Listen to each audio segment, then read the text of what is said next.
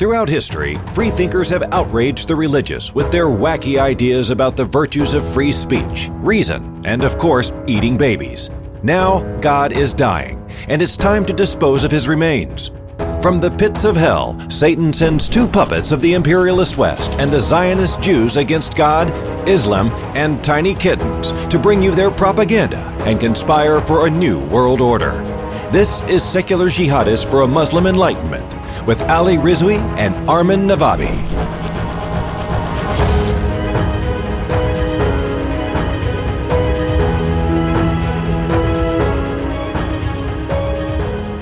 Welcome, everybody, to another episode of Secular Jihadists for a Muslim Enlightenment. My name is Ali Rizvi, and with me is Armin Navabi. Armin, how are you? Hey, I'm good. I'm happy because we have Seth here. I miss Seth so much. I'm so happy. What am I doing here? I'm not an ex-Muslim. You know, yeah. You're an honorary ex-Muslim. We have honorarily inducted you. We made you a Muslim and then made you leave it.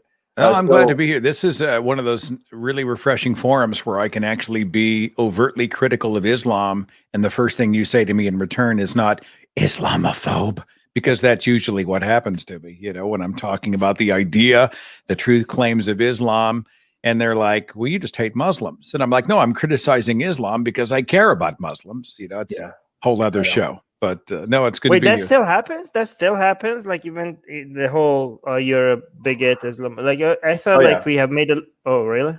More than ever. Yes. I haven't seen it quite as much in the last few months, but I still see it. People are still walking softly around Islam. Not to digress too much, but I just saw a documentary, an HBO documentary called Welcome to Chechnya.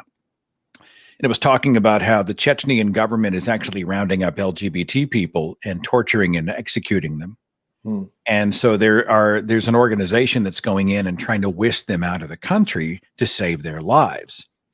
And this hour-plus documentary talks about the persecution of these LGBT people, but not once do they mention that the excuse that they are using is Islam. Wow.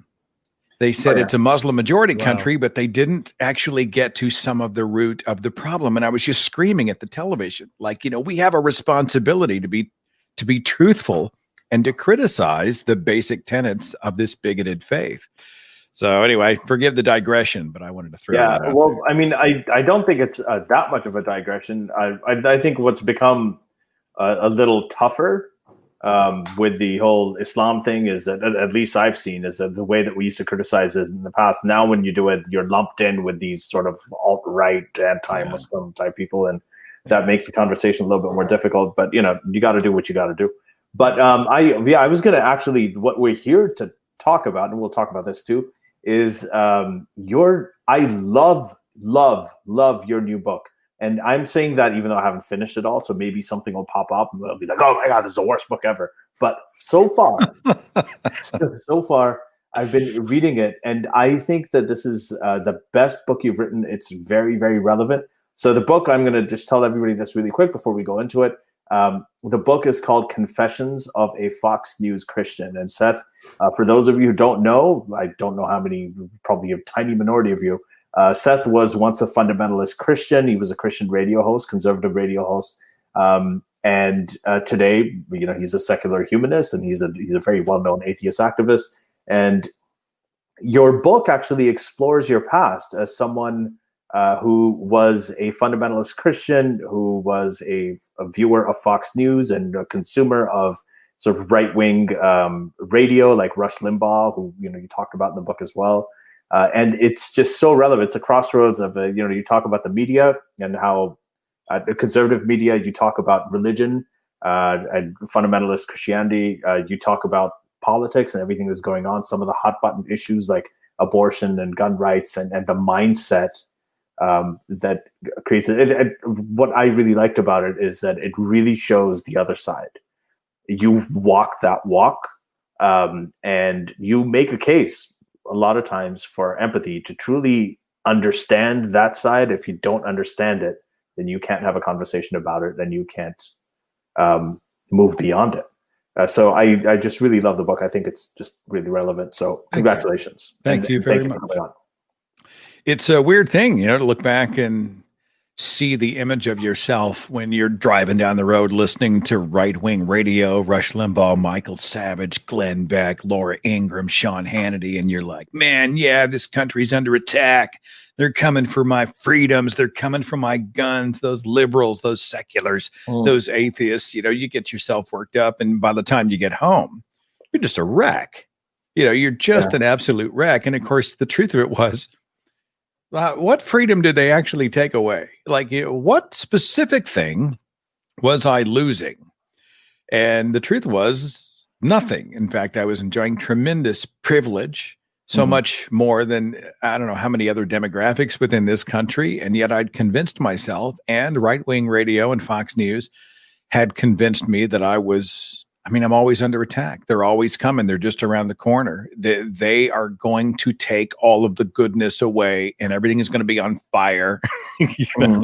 And that's a business model for a lot of these people. Outrage is profitable. That sort of controversy for clicks kind of thing. So. You have a theme in the book, and I'm just going to paraphrase it. So please, flesh it out as you see fit.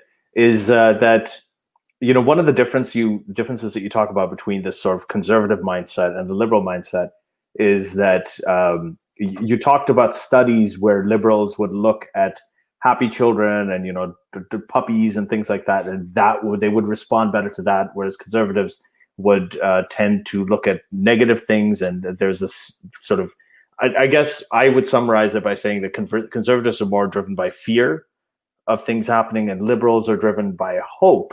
And hope and fear are both actually quite similar fundamentally, because they're both anticipatory, anticipating something that hasn't happened or that could happen.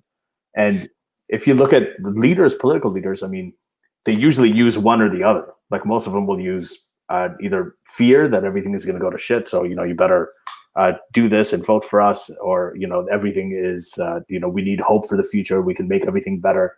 It's one of those things. Can you talk a little bit about that? Well, I was talking to Dr. Hector Garcia, and I had narrated his book Alpha God, which talked about our evolved tendencies, and he'd gotten really deep into a lot of brain studies. How do people think? What tendencies have we evolved? And there are trends, and there are going to be exceptions to these rules, so it's not a blanket statement. But the trends were that people who were more tied to routine, who were more afraid of trying new things, who were more xenophobic, who traveled less, they were more germophobic, that type of thing. They tended to skew more conservative. The people who traveled more, who had a less, they didn't have as great a fear of things like infection and virus, and people who were not like them or didn't identify like them sexually or otherwise. Those people tended obviously to skew more liberal. And there is an interesting discussion to be had about, are their brains actually different? They talk about like the amygdala responding to these messages that are emotional targets to the brain. And fear is a powerful emotion. Right. We look at Donald Trump. He has such an effective way of grabbing people who are paranoid in the first place and making them afraid, even more afraid. They're coming for you. They're going to take away your guns. They're going to take away your freedom. There's a horde of immigrants at the southern border, and they're climbing over the walls right now, and they're all rapists, and they're all coming here to take your jobs and to ruin America. And there's a demographic that responds to that much more, and it largely skews conservative. And it's interesting to see that, the brain of people who vote or act or live or have a certain philosophy, there are markers which kind of reveal that their brains actually might be a little bit different. I find that interesting. So. Armin? What would you say to people that say, well, this is true, all of the stuff that you and Ali are saying is true on the other side as well? Maybe do a whataboutism, you guys focusing on just Fox News, but the liberals are also going insane. They're also very biased. This is not a one-sided I think thing. they're right. How would you Well, respond to that? with a caveat. Bias exists wherever people exists. And I do grow tired. In fact, I dedicated my whole last chapter of the book to liberal extremism because I'm sick of it. This idea that, we can't address problems in our own house, that we're either flawless or whatever flaws we have, we shouldn't ever focus on because the greater flaws over here deserve all of our attention. There's a dogmatism to the way some liberals think. And the chapter is called The Loony Left. Liberals aren't immune to bad ideas. And I think we aren't. We're human beings. So when did we lose the ability to self-reflect and self-criticize? And I'd sure rather us address this stuff from within our own house than to allow Sean Hannity to be the guy who's going to do it, because we know he's not going to be doing it fairly. But I don't think that all opinions are equal. I don't think all disagreements represent equal positions, equal in terms of credibility. I don't think all bias is the same.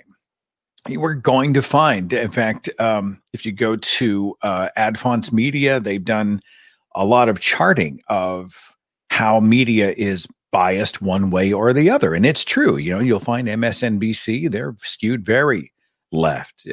Organizations, of course, like Occupy Democrats, but even Alternet and other, they skew really liberal. And then you've got Breitbart and that kind of thing that are skewing really far right. But Fox News is to me a different animal. The origins of Fox News, Roger Ailes' long history in the Republican Party, his long-standing desire to try to impose Republican talking points, masqueraded as news. This goes back to the 1960s. And, the level of bad information coming out of Fox, the way it's targeted, even down to the way the network is designed, the red, white, and the blue, and the bombastic sound effects, and the glitter, and the flag pins, and all of these things. This is a targeting of a specific kind of audience that responds to these sort of jingoistic symbols, and they respond to this language, often of persecution. And so my response is that it doesn't fit in a box. We're all guilty of bias. All networks and all pundits will have a level of bias because they're human beings. But I don't believe it's all equal. And I think the information that we're seeing, the representation of facts or misrepresentation of facts, I don't think there's any contest between CNN, the New York Times, PBS, Bloomberg, any of those outlets compared to Fox News. There's no contest. Fox News is by far the worst animal. One thing that I want to mention is that I have been spending a lot of time going after the woke mob, or what you call the loony liberals. That's what Fox News called them. So I was tweaking that a little bit with the book chapter. I don't walk around calling the left the loony left. But yeah, I hear what you're saying. Yeah, I got you. Right. But I want to, like you mentioning the level being a lot, the level of the influence being a lot more with Fox News. This is something that I think that a lot of people don't realize, because the reason why we're going after the woke cult is because they're trying to become more and more mainstream, and in some cases they've been successful, but they are basically hoping that they become as mainstream as something like Fox News already is, right? So as much as we're trying to hold back against them so that the woke cult does not become more mainstream, when it comes to especially a lot of Christian influence on politics and our media, they're already there. They're like 20 steps ahead of them, right? So we shouldn't forget to fight that fight as well.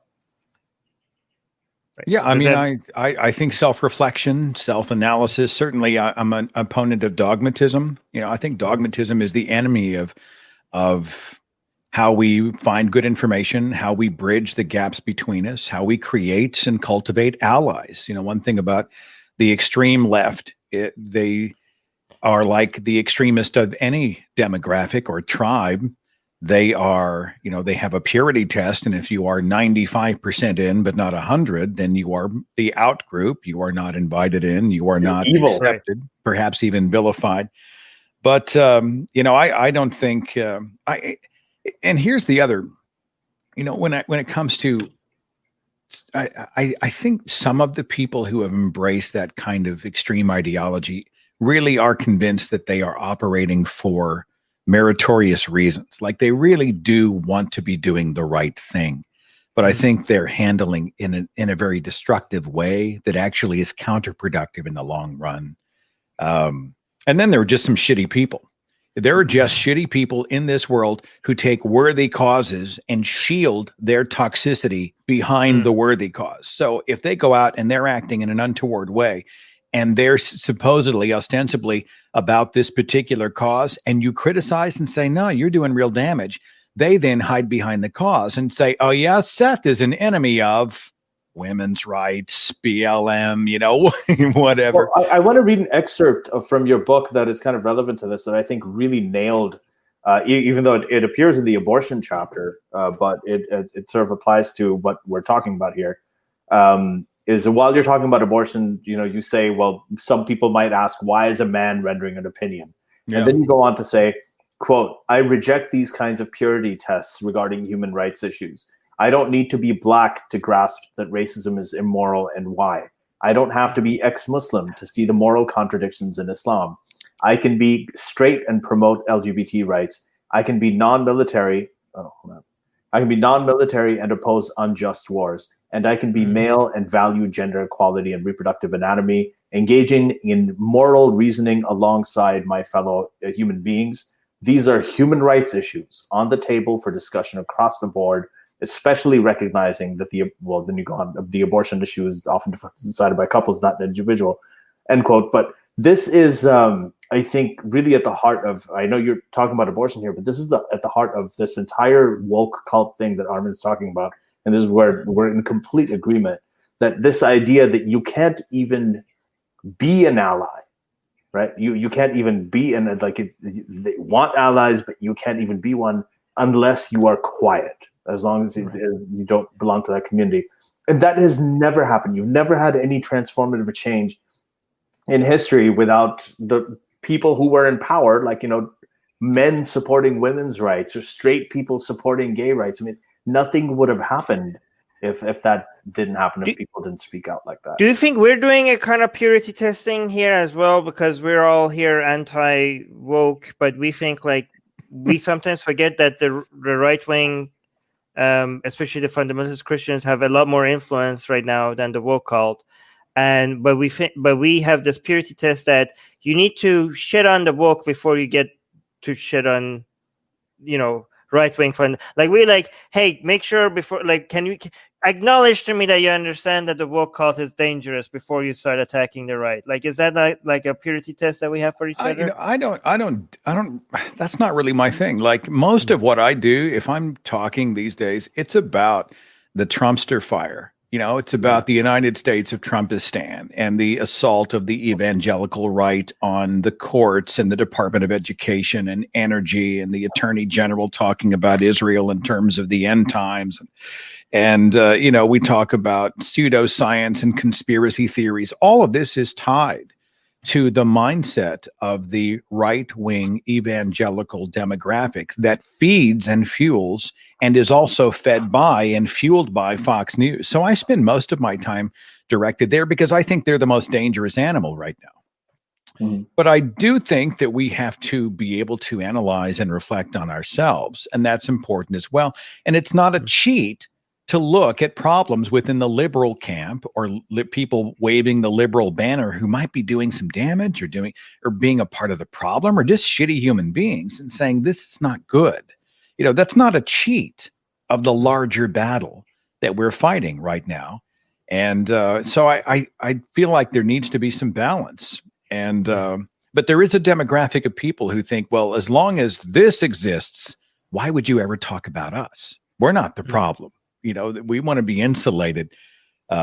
Or I hear, if you criticize from within, you're tone policing. Well, no, actually, I was making an assessment of what you were saying and doing and saying that I disagree with it. I'm not policing your tone. I'm saying I disagree with what you are doing. It's that simple. But there's a deflection for every criticism. There is no doubt. Yeah. When you talk about a bias and the different media outlets and everybody's biased, it took me a while to really wrap my head around this, and I came down to two things: there's neutrality and there's objectivity, right? And they say that the press and the media, they're not supposed to be neutral. You don't take liberals on one side and then Nazis on the other and say, okay, both of these have equal stories, so go ahead, go at each other, let's have a discussion. That's neutrality is not what it's about. It's about objectivity, right? So there are different. Not all sides are equal, as you said. Not all biases are equal. For me, the test has been, and I'd be interested in what you think about this, is that I when I look at analysis, after a debate or after a speech, and I look at MSNBC or CNN, a lot of times they'll have analysts who'll come on, like David Axelrod, and he'll have a kind of an analysis of the event. But when I go to Fox News, or if I go to so one of these things, it's predictable. I know what they're going to say. This is one of the problems, and I am a selective fan of Noam Chomsky. I've always liked him, but I can always predict his position on any given issue without reading it. Even if I haven't read it, I'll always kind of know, okay, well, this is what he's going to think about it. And that to me has always been a sort of test of the most rigid and dogmatic kind of biases. I think that it's fair. In fact, it's even right to have an expectation. If I'm a reporter, right? All right, I'm Jonathan Swan. And I was doing the Axios interview for HBO when I sat down with Donald Trump for 30 minutes, which is excruciating, by the way. Mm-hmm. And he deserves a Purple Heart and a stiff drink for getting through that without throttling the man. But he has every right to walk in with the expectation that he's going to get a bunch of nonsense answers, made up facts, a bunch of references to very smart people who back him up, blah, blah, blah. And so you could call that bias, but I see it as he actually has sort of front-loaded his perspective and expectation based on a long history of behavior. And so, I think we can bring that into the table, and it's not necessarily a net negative. In fact, many times I think it may be constructive. You're actually you might be bringing in a little bit of baggage, but it's baggage that you probably should bring in with you, given the history of the person you're dealing with. It's like talking to a MAGA Trumper here in the state of Oklahoma. Having had enough interactions, I'm biased. When I go in, I feel like here's what's going to happen, and they're going to do this, and I'm already kind of front loaded. But that's partially an expectation based on past experience. What I do feel about liberals, and I think the data bears this out, we are more apt to self-reflect, and we are more apt to change our minds when presented with a better point of view. Not nearly enough, but as opposed to a right-winger, someone who has more liberal values is actually more inclined to improve a position once they have been corrected. And I want to be that guy. Sometimes it stings, sometimes it hurts. Nobody wants to be wrong. Most people hate being corrected. Oh shit, I'm wrong. I got that argument wrong, or I've made this claim and it was wrong, and I've got to go apologize for it. But we do, because at the end of the day, I think we are more interested in not starting with the answer, but following the breadcrumbs to find out where the answer is. And go ahead, brother. Go ahead.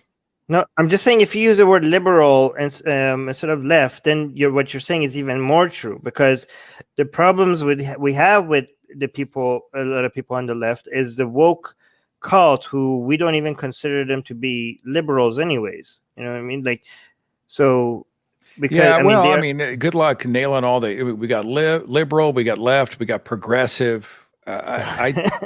I get a little. It's hard because I feel like everybody's subjectively defining those terms. Does anybody else struggle with that? I don't know, but liberal seems pretty obvious that that is something that, based on most definitions that everybody uses, it does seem like the woke cult is pushing for illiberal values. I mean, this is something that even a lot of people on the left even recognize. Even Fareed Zakaria was talking about this way before the woke cult became a thing. He was worried about illiberal values being pushed in Western countries, right? So I don't know. I do think that this is like, I don't think like we should dismiss the definition of words just because some people misuse it, because it becomes very difficult to communicate if you just throw away all the labels. No, I think more than that, though. I don't like. I myself think liberal and left, and I think the same thing. You know, well, I'm left. I'm not right. I mean, communism. I'm not center. I mean, let's take it to the extreme to see how they're not the same. Communism is pretty left, but it's definitely one of extremely not against liberalism. I mean, yeah, that's fair. Liberalism is a tough word because. It's because even conservatives are technically liberal, right? Like the classical liberalism was really about libertarianism. It was about Enlightenment values. So, modern conservatives and modern Democrats and like liberals, quote unquote liberals, are all under the whole classical liberal umbrella. So I hear you. I think that it makes your head hurt. You're just like, okay, all right. Well, but the truth is, it becomes more complicated if you start looking into the splitting of the Overton window. Look into that if you want to get even more complicated. That the people that are conservative liberals and leftist liberals, they're becoming less and less because the window is not shifting; it's splitting right in the middle and going more left and more right. And the liberal that was it's a war on liberalism from both sides, from both the right and the left. Well, but that's more complicated. This is probably the main reason that we need to clean house from within and to address issues from within. It's almost like being an atheist activist. There have been people who are atheists and call themselves atheist activists, and they go out and they're just awful people doing destructive things. They don't represent me or my values. And so there comes a point when you do say, this is not correct. Now, someone could argue that I was anti-atheist activism, but the truth is I'm actually acting because I care about, who's going to discover these atheist activists. If they're a seeker coming out of the faith, asking questions, blah, blah, blah. I want them to find the best of us. I want to change the world for the positive. And so you criticize from within, or, whenever you find it appropriate and it's not too much of a distraction from your main mission. I think we have to do that. But I only dedicate like one of the chapters to the left because really my focus is more on this rampant overrun right now of the evangelicals. And that's why I'm so discouraged by some of the people who just they don't seem to get November.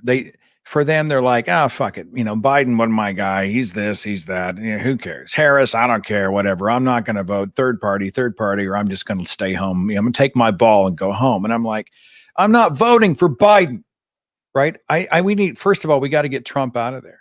This is historic. This is something that no one has ever seen. It cannot continue. We are the laughingstock of the world. We got 170,000 people dead. We've got the man hugely abusing a taxpayer-funded office to prefer one specific demographic, a religious right that he knows really nothing about except how to pander to them.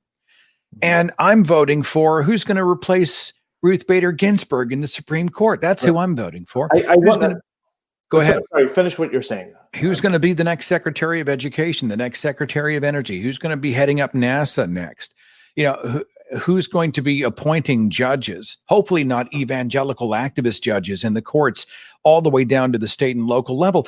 This is not about a specific one candidate. It's about the repercussions of getting Trump Pence out of office in November. And I try to communicate that. And there are some who just cock their head and look at me like I'm a sellout. I do not understand it, Ali. Yeah. I don't get it. I have, so that this is, so going into this aspect of your book, right, where you talked about right-wing talk radio, right-wing, the Rush Limbaughs and everything of the world. And you just mentioned that Trump, the only thing you can do with the Christians is pander to them. From your perspective as someone who was there, you wrote in your book that you used to listen to Rush on the drive home after you did your radio show. You listen to that monologue. And as a Christian, he spoke to you, and you were able to just ignore all of his 3 marriages and, you know, all of his, like, I don't know, his drug addictions and, you know, the Viagra and all the other stuff that was going on. And we're seeing the same thing here with Trump. I mean, this guy he holds the Bible as a prop. I did that interview he did with Mark Halperin, where he asked him to name his favorite Bible verse, and he's like, you know, well, which one? Well, it's personal. He's like, old or new? You know, a bit of both. Like a bit of both. I would like to quiz the man. Right? He said that the Bible is his favorite book after his own. And I'm like, I would pay $1,000 to sit in front of Donald Trump and just, let's do a pre-dementia screening like you've been proud of in the past. Let's do, name for me the first 3 words of the Bible. And he would pass the test. But give me the first 3 words. Right. I'm sorry to interrupt you, Ali. I'm going to get excited. No, that's great. Like talking about Trump and the Bible in the same sentence. You got me. We do have to say 2 things before we go on. One is person, woman, man, camera, TV, and the other is hashtag best. Be best, everybody. But and Armin has a question too, I think. But well, to speak to your question, I see that. I wanted to, just one last thing, just to actually ask the question: is that what is it about? How did you reconcile some of these people, and how do you think the fundamentalist Christians are actually reconciled? Why is he so popular with them, even though there is nothing "quote unquote" Christian about it? Well, I didn't have a ton of knowledge about Rush's personal life. His situation is a little bit different than Trump's, but I did excuse, you know, the fact that he had, you know, like for us, divorce was a sin, but a lot of the other stuff that he said at the time spoke to my extremely narrow worldview. And I was willing to excuse the other stuff because, you know, I felt like, well, the greater good. And with Trump, I was talking to cult expert Stephen Hassan about this. He's written a book called The Cult of Trump. And what Trump has is really sort of a cultish allegiance. His following, they're like cult members, where Trump hasn't just shaped their reality, he has become their reality. And you see these tactics. He says the words over and over and over to imprint them in their minds: fake news, fake news, fake news. So now, when somebody comes up with a legitimate question or criticism, what's the first thing the MAGAs do? Fake news, you're fake news, you're fake news. They're dismissing the messenger. There's sort of a king. I think they see him as God's king who has come. So that way, when he tramples over the law, well, you know, that's what kings do. He is the authority put in place by my God. He speaks to Christianity with lip service, and that's all many of these people need. Again, these are people who've embraced an entire religion without knowing what's in their own Bible. Mm-hmm. So lip service for them, you know, it's emotional connection. It's not an intellectual exercise. So if somebody comes and says, I'm going to defend God, well, they'll, you know, wave the banner and say, hey, great, sign me up. I think many people see Trump as kind of a King Cyrus figure. He's a flawed man that God uses, and God often uses terrible people to enact his will. I mean, they've got gymnastics that they do on behalf of this man. Here's the question I like to pose to Trump supporters. If your son or your husband or your father or your male boss or whatever had come to you and they had done this, and I would list a lot of the stuff that Trump has done and said, how would you feel? And they're like, oh, no, I'd hate that. Would you live with that? No, I wouldn't abide that. I wouldn't put up with that. But Trump's different. And it's interesting to watch them treat Trump with a totally different set of rules. Mm-hmm. And there's a tremendous amount of mental calisthenics taking place because I think they've made an emotional connection to this savior narrative that he sold at the 2016 convention. He said, I alone can fix it. That's right. Out of 7 billion people, Nobel laureates and scientists and great philosophers and thinkers and economists said, oh, yeah, screw those guys. I alone, one man, is able to come and be the savior. This is a culture that has been trained to respond to authoritarian models. He is the authority with a capital A. He invokes God, who is another authority, and they line up lockstep like lemmings. Armin? I'm going to play devil's advocate here and be like, actually, the Christians seem to not have, they know exactly what they were doing, and they got exactly Some what did. they wanted. I think some did. The fact that, but they would say that the fact that Trump doesn't seem to be like very Christian or have Christian values or say things that, they think that's irrelevant. We wanted him to get us the Supreme Court judges that we wanted, and he did. And they also saying this is not even in contradiction to our ideology. Our ideology is that God uses flawed people to, to carry out his plan. And Trump, as flawed as he is, he carried out God's plan. And you guys keep making fun of him, his rape allegations, about the things that he says, but you guys keep, entertaining yourself and making fun of the fact that we voted for somebody that doesn't seem to have Christian values. You keep doing that while we enjoy the Supreme Court judges that we got for the next, I don't know how many years, and all the and everything that they now make precedent for decades to come. We're happy with what we got. We knew what we voted strategically. We were being smart about it. We weren't brainwashed, and we got the result of our, investments. More, our predictions came true. So I think.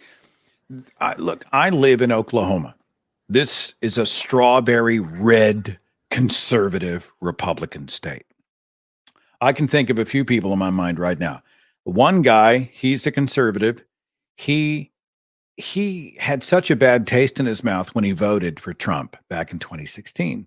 But he thought, I'm voting because he voted on business because he bought the notion that Trump is a stellar businessman, which is a lie.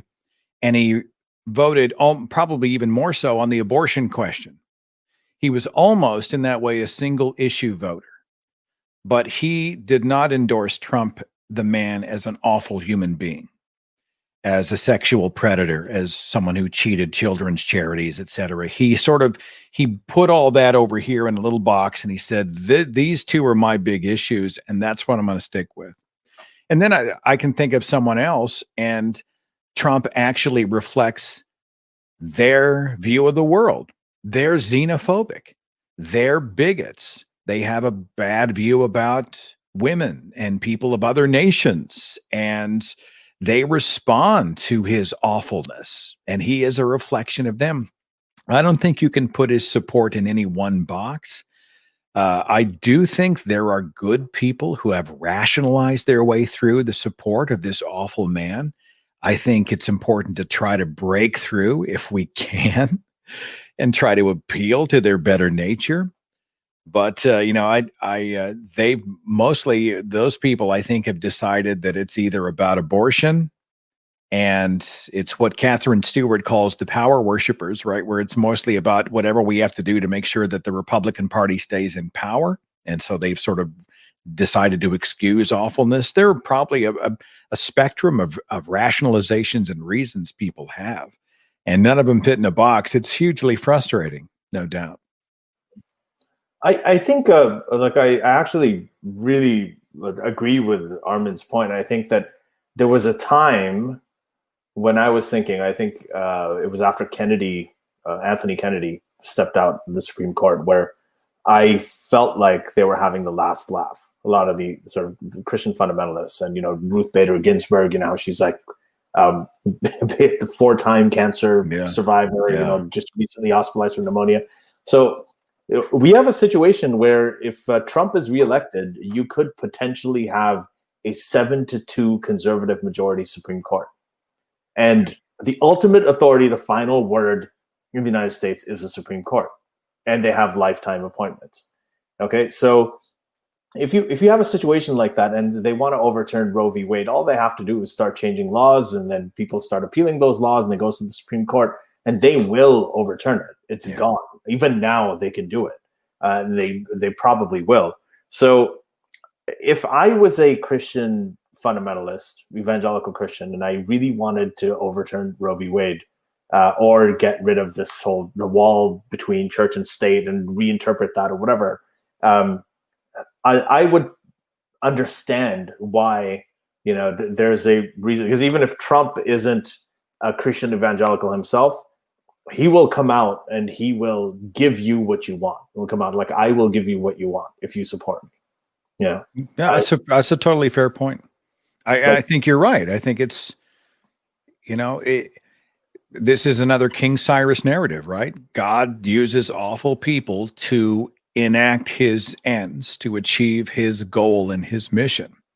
And they see the United States as a Christian nation. They bought hook, line, and sinker into this God and country narrative. One nation under God, our specific God with a proper name, Yahweh Jesus. Everybody else is essentially a second-class citizen who's kind of borrowing all the good stuff that America has to offer. And if Trump makes that happen or reinforces it or makes them more powerful, then yeah, sure, they'll line up behind him. I think that's a fair point. Yeah. What do you think? What do you think about? How do you respond to people that say, "Listen, Fox is getting better"?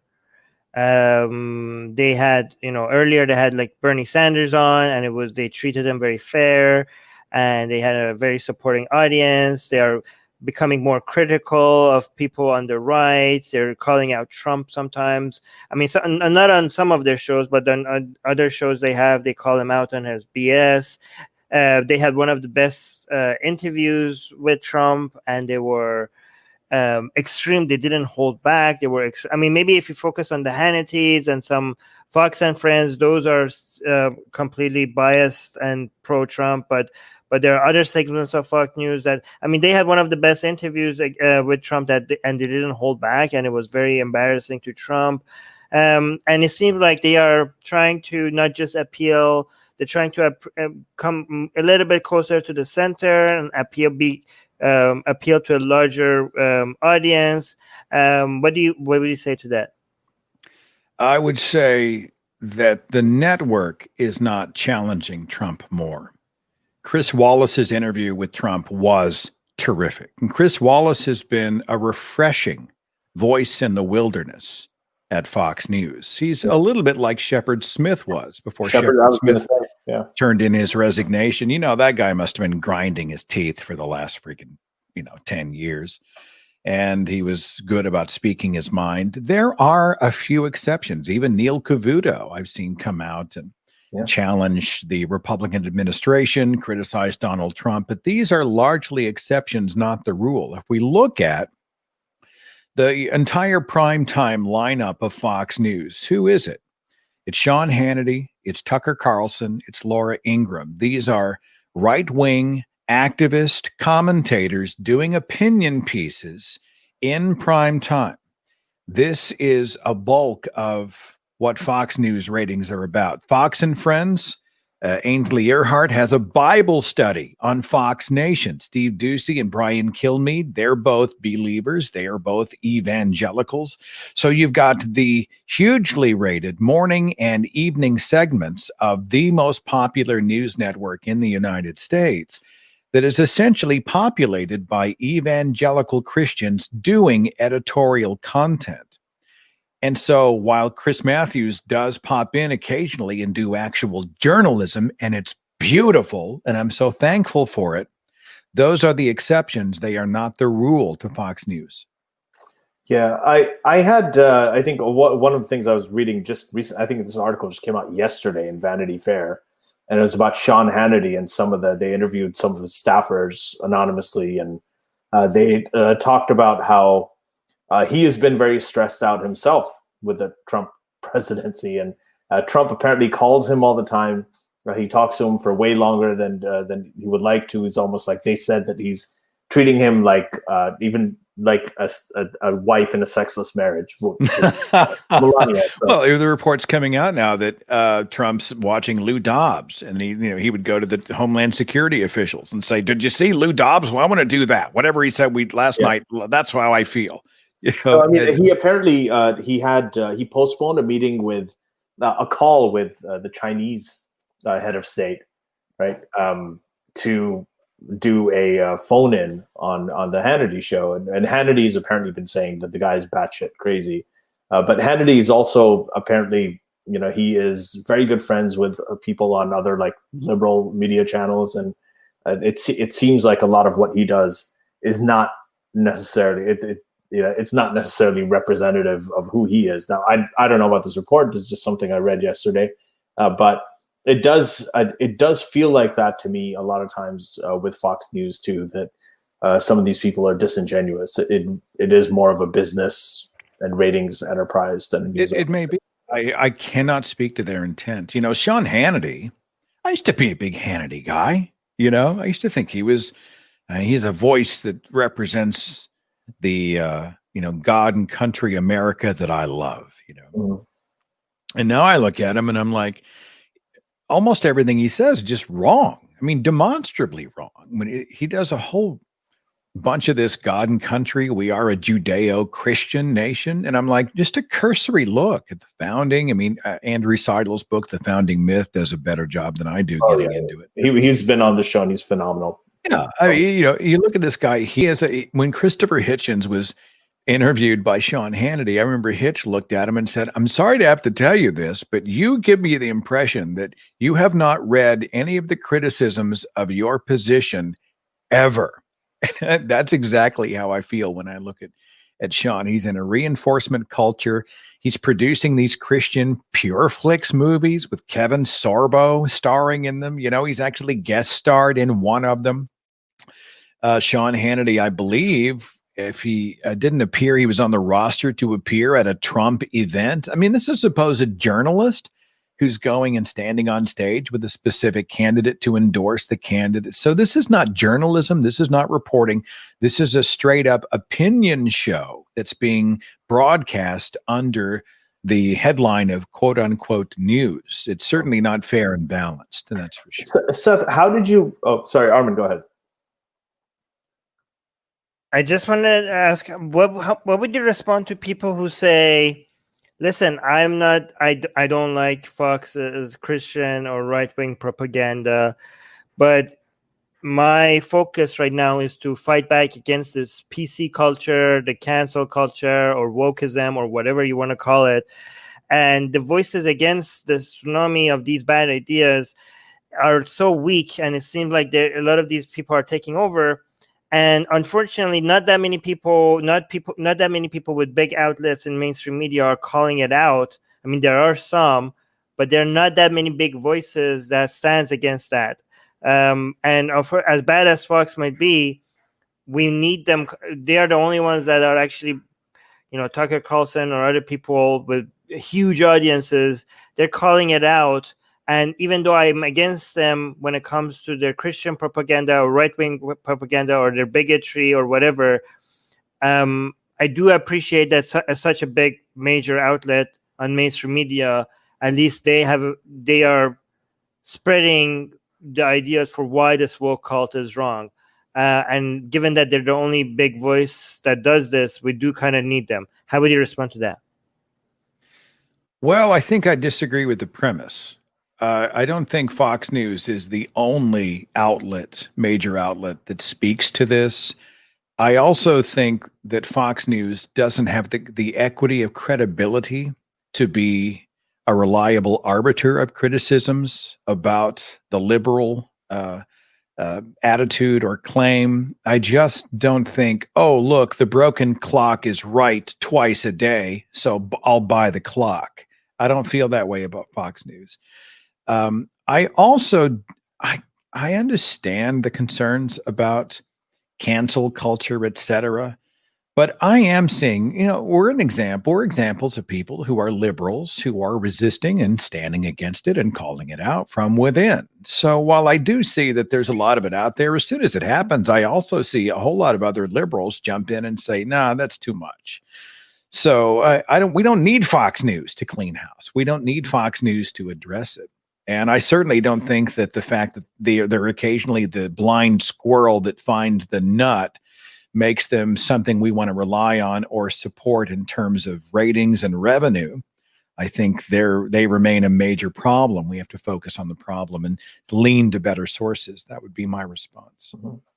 I wanted to get into, I really enjoyed what you wrote in the manufactured persecution thing. So I wanted to talk about, because there's persecution is a big thing. Everybody's talking about who's more persecuted, and there is a little bit of the oppression Olympics thing going on, and Fox News and Christian conservatives seem to be, they've sort of had a head start on it for a very long time. Especially Christmas is under attack. Is it fair to respond to people who say, well, you're saying holiday tree, not Christmas tree, holiday vacation, not Christmas. Is it okay to tell them, hey, all holidays matter? Yeah, you can say any way you want. It's funny. I'm an atheist. I say Merry Christmas all the time. Hey, Merry Christmas. Yeah, me too. Well, they actually lie about it. They'll say things like, well, Obama never said Merry Christmas to anybody, and we're going to bring Christmas back, and Trump says Christmas.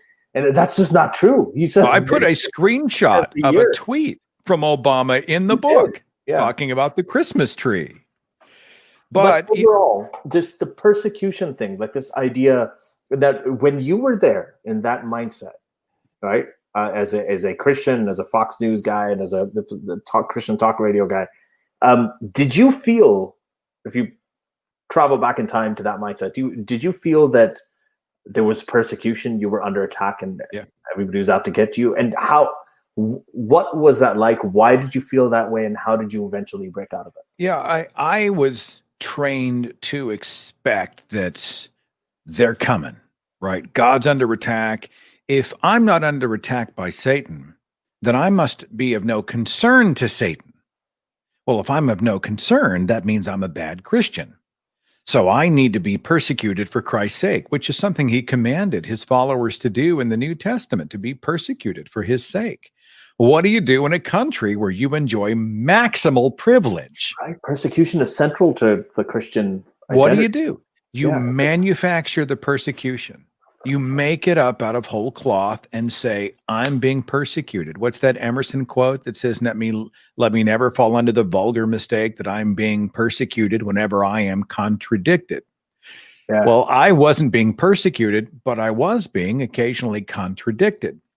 And then my hairs on the back of my neck would go up, and I would brace my spine and say, you're persecuting me, or you're insulting my God, or you are berating in some way.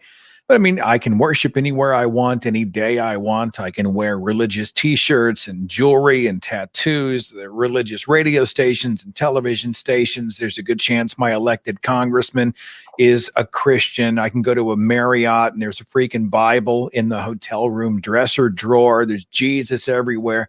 I mean, this whole idea that I was persecuted was just a lie that I told myself to make myself feel more important. I manufactured the persecution. And what that did further is it locked me out of other people's perspectives. It locked me more into my little bubble. And so now, and it's been statistically measured that people who are Fox News conservatives, they are actually more prone to get their news about the world from a single news source, where liberals tend to rely more on a variety of sources, everything from NPR to CNN to the New York Times to local news to Facebook and Twitter. I mean, they're always kind of assembling the data and checking it out, cross-referencing. We've got our biases, but we aren't locked into this conduit where one narrative is the world. But 40% of Trump voters who were surveyed, 40% got their news exclusively from Fox News, meaning that Fox News had shaped their perception of the world, of the nation, of the candidates, of the issues of the entire election. It's stunning to think of the implications. And if Fox News finds that a persecution narrative, we're a Christian nation and the seculars are coming, Jesus is being persecuted by the atheist, they want to strip Christmas away so that it's illegal to be a Christmas follower, or, to observe the Christmas holiday religiously. They're coming. It's a slippery slope just one day. That is that reinforces the persecution narrative. Now you're sitting forward in your chair. Now the two things are fueling each other in a feedback loop of outrage. Oh, look, they're the advertisers. They're making a shit ton of money, and the ratings continue to go through the roof. It's, I had that mindset when I was a Fox News Christian, that's for sure. And I'm glad I broke free. I feel like my life is so much better now. Just to be clear, Christians are being persecuted, just not in the United States. That's absolutely correct. Right, in Egypt, in Saudi Arabia, in Iran, and also if just because it's important for us anti-Christian religious advocates to be careful, but just because if one day we do notice that some people are being abused even in United States for being Christian, just because this hasn't been a thing for a while, we shouldn't avoid calling that out if and when it does happen, right? Agreed. Yeah. I've seen this with Islam recently too, with the anti-Muslim bigotry that's happened. I mean, you and I are atheists, right? We disagree with the truth claims of Islam and the damage done by the dogma of Islam. But when we see people who are being persecuted for practicing a Muslim faith in the United States being vilified, Trump and et cetera, who did he go after? Was it Omar, one of the two? I'm trying to think. Omar, yeah. Who said, well, is she a true American? I think it was him that said that. That's something that we stand up against, because we are not just defending the rationalist position, but we are also defending the Constitution.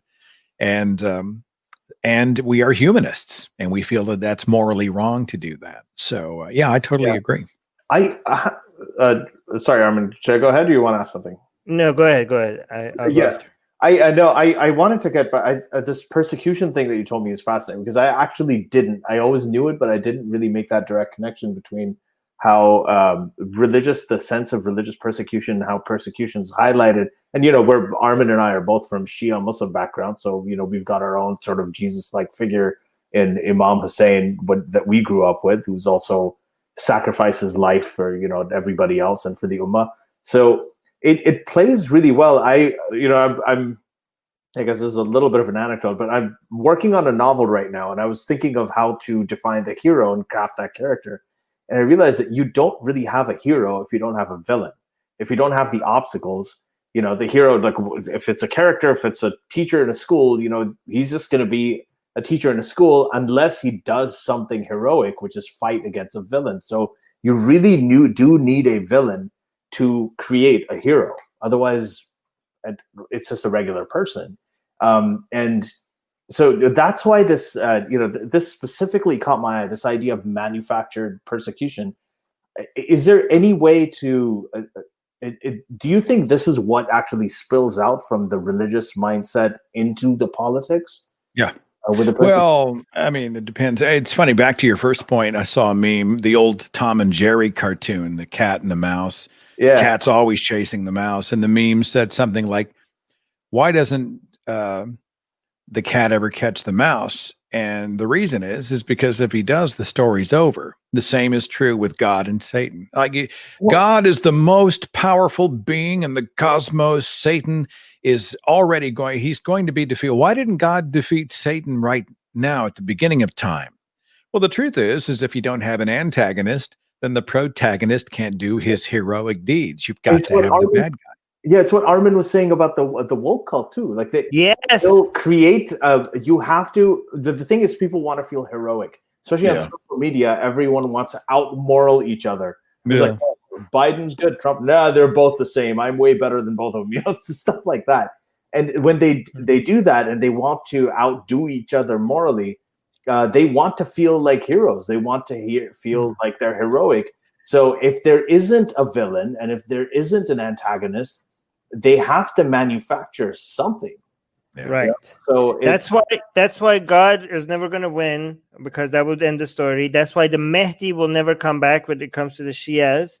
And that's why racism will never end, and it will always exist everywhere, even when you don't see it, because you always have to have an enemy, and you have to deny any kind of progress that you've already made. So it's very consistent. It works everywhere.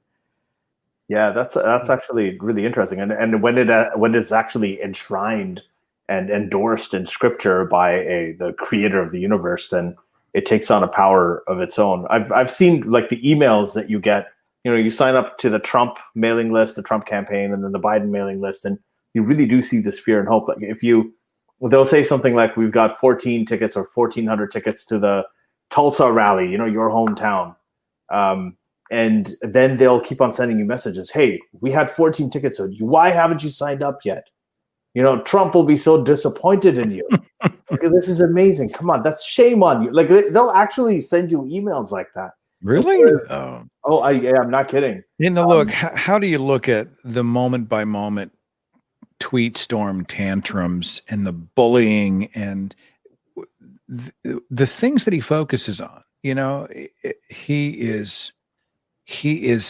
I halfway through his niece's book, Dr. Mary Trump's book, called Too Much and Not Enough, which talks about his formative years and kind of his father and the relationship that he had with his dad and his brother and whatnot. You begin to see the roots of how a sociopath like Trump sort of comes together.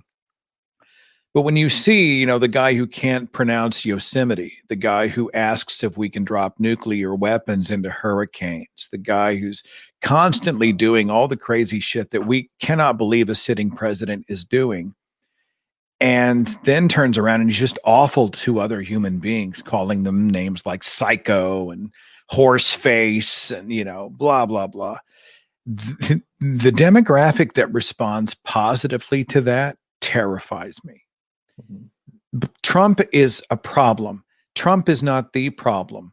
Trump is a black light that has been shining on the United States since his rise to political power, which has revealed an underbelly of bigotry and ignorance and conspiracy thinking and all kinds of awfulness. It's been there, but now we're seeing it more and more. I'm tremendously discouraged. I mean, what kind of a country allows this insanity in the first place?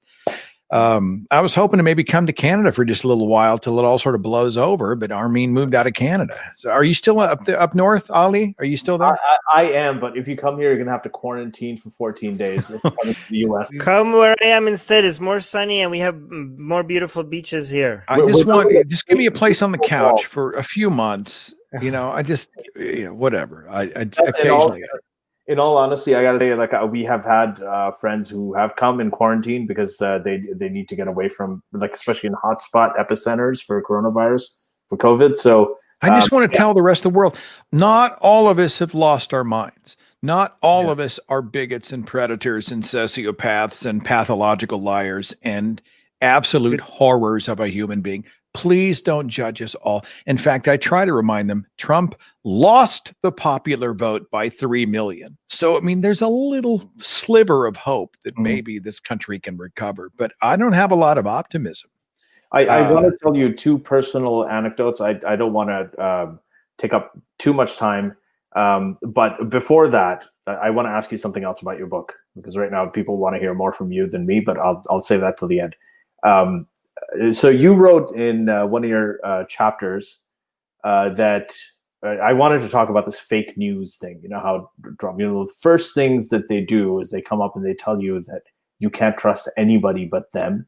Yeah. So you said Donald Trump constantly cries fake news. At his 2018 speech before the Veterans of Foreign Wars convention in Kansas City, Trump said, "Just remember, what you're seeing and what you're reading is not what's happening." I'm reminded of that line from George Orwell, quote, "The party told you to reject the evidence of your eyes and ears. It was their final, most essential command." And that is really at the heart of anything authoritarian. You don't have to have an authoritarian sort of government or state structure, anything like that. All you need to do, and we know this about this in Iran, we know this about this in Pakistan too, is the first thing they tell you is that you can't trust the Western media, you can't trust the intelligence agencies, you can't trust the courts, you can't trust the judiciary, you can't trust anything, because nobody will tell you the truth except for me. I'm your savior. That kind of thing. It's something. Well, Fox News, his own tagline, right? Fair and balanced. What's the implication? Everybody else, they're unfair and imbalanced. That's one thing that I want to know about, because that's something where, for instance, everybody else would be watching a debate between Trump and Hillary Clinton, and the most of us are watching it. Reasonable people watching. They're like, clearly Hillary's making better points, but there is a mindset that's listening to him, like, yeah, he got her good. Yeah, he's right. Yeah, he may not have the right points, but he's really, he's telling us the truth. Everybody else is lying. This constant conspiracy kind of thinking. How do you combat that? I mean, I guess it's natural to people who are religious because that's the premise of how religions were made. But what do you do? Every time you attack him, he's going to get stronger. I'm a speech guy, and I'm a Socratic method guy. Ask a lot of questions, leave the burden of proof on the person making the claim. We should be out there trying to change minds. All of this stuff is true. But the truth is, with me, I'm in a bad place. Like I haven't given up, but at this moment, I feel like I'm trying to push through the conspiracy crowd instead of trying to convince them right now. I just trying to push through them to get to November. My own mother, who blocked, she's not a friend of me on Facebook. My wife had to tell me that she posted this. My mom had friended me, and then she lasted 2 days, and she's like, I can't handle it. He's too much of a heathen. So she left. But anyway, but Natalie's still a friend with her. My mom posted that conspiracy theory that Bill Gates and Fauci roomed at Cornell, and they were cooking up the RFID chip to track people, and that George Soros was behind the company that gassed the Jews during the Second World War, and now he's funding liberal causes. And Jeffrey Epstein was the majority stockholder in a vaccine company, and it's this potpourri of all of these different conspiracies. Going on, and yeah, easily debunked, like so easily refuted if she had taken 15 seconds to check into it. But she shared it under the words, "Wake up, people! You are being led and controlled." Why did she share it? She's been trained her whole life to fear persecution, to think conspiratorially. She distrusts science and scientists and the evidence. She is one of those people who, if it fits the book of Revelation or her sort of, end time narrative, or it's in contrast to what Trump told her was true, she doesn't get it. Those people terrify me. And we're seeing QAnon people elected to public office. Now they're being funded on the taxpayer dime as they're in positions of influence, which Trump has enabled. People keep asking me, what do we do? I don't know what to do, Ali. I have no idea. Yeah. Okay, but just to be clear, things are getting better if you look at a long trend, like this conspiracy theory thinking. This is not like, oh my god, like I was listening to Sam Harris. He was kind of acting like the fabric of society and everything is falling apart. And I'm like, when are they comparing this to? Like, when has this not been the case? Well, no, but aren't we seeing something unique here, Armin? I mean, the internet has allowed all of these sort of wild conspiracies to catch fire almost immediately. Then we have the controversy or conspiracy for clicks business. There are actually companies that have monetized these stories, so they go out, and the more outraged and clicky people get, the more money they and their advertisers make. You've got Russia that's interfering in social media, that's actually sending out whole campaigns to try to impact American elections. And then we've got the deep fake videos coming. Have you guys seen those where they paste somebody else's face on, and you can't even tell the difference? I mean, it makes me nervous. That's going to make people more skeptical. I think that's not as bad. But if you go back, I don't know, 50 years, 100 years, 500 years, 1,000 years, people were pushing. I mean, in the United States, just like we had politicians believing that the Freemasons are taking over the world without ever having internet, and they were spreading that, and people were believing that. People would, before the internet, people were publishing crap like this on paper before, and even before people could read, people were spreading these stories like through word of mouth. I mean, this is how religion even started, isn't this like? And this is how religious. Yeah, your larger point that just a few decades ago, Black people didn't have the right to vote. And, Right. you know, we just celebrated the anniversary of the women's suffrage movement. That's not very far back in our history. And it was only for essentially white women at the time. Right. You know, we've had how many world wars and the deaths of millions of people, and we've had plague and famine and all those other things. You know, Steven Pinker's done a lot of great writing about how we have actually evolved as a society into the most civilized moment in human history.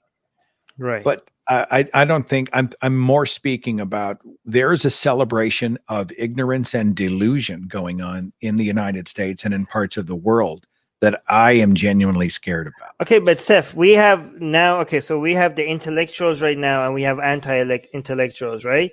But we have had, we come from a time that the intellectual community considered Black people to be subhuman, right? The academic, the scientific people had a close to consensus that, okay, like these are lower beings that are technically not human. Like this is the world that, and this is not that long time, that's not long ago, right? So I mean, I think we as bad thing as things are, we have made a lot of progress, right? And maybe we are just one problem with the internet and the media is not just that these bad ideas spread sometimes faster, but I mean the counter is that good ideas are also spreading faster. But things look worse. Sometimes things look worse than they are because not just because the bad information is spreading faster, but because we're also more exposed to this, to bad news, you know, than before. Like, so it might look worse than it actually is because good news doesn't get that much of it's not that interesting to people. So that's also about things might be actually a lot better, but we're just consuming a lot more bad news compared to before.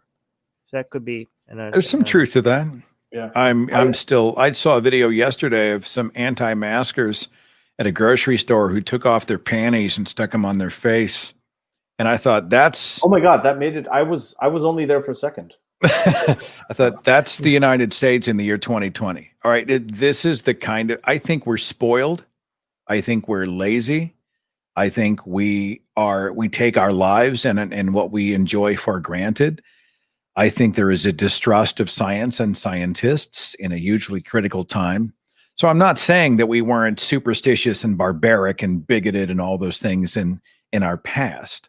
And I'm acknowledging the fact that all the things that we didn't know about before are now on our Twitter feed 24/7, so much so that it's overwhelming. But there is a celebration of sort of this, my belief is greater than your knowledge, that has been empowered. The QAnon has been empowered. The hate groups have been empowered, and they're using technology to propagate their ideas and often monetize those ideas. This is a layer to the cake that we haven't seen before the internet. And I do have grave concerns that we're going to see the celebration of ignorance take us as a country and as a planet to some very dark places. It's important to point the celebration of ignorance, but I think it's also important to note the celebration of, the intellectual achievements of, United States. And I think it's becoming a little bit too popular by Americans to like a little bit self-flagellate, like, oh my God, sorry, we're so ashamed, please don't hate us. And I think it's okay to do that, but I think it's important to also remember that in the year 2020, United States is still the leading funder of everything scientific. They are still at the front line of fighting disease, not just in the United States, but around the planet, fighting against malaria, fighting against poverty, fighting against starvation. When there's a tragedy anywhere on the planet, the groups, human rights groups, and that are not just all the groups that are against poverty, against natural disasters, there's always groups from the United States that are the first there to show up with the most amount of funding and the most amount of equipment, with the most amount of resources, and they're usually the last to leave. When it comes to the technology that the entire planet is enjoying, a lot of it for free, technology that is helping a lot of people get out of poverty. Like, I don't know, the cell phones that people are using, the internet that people are using, Facebook, Google, and access to the information that people have, the online classrooms that are being, this is all from the US. And in the year 2020, this is all still from the US.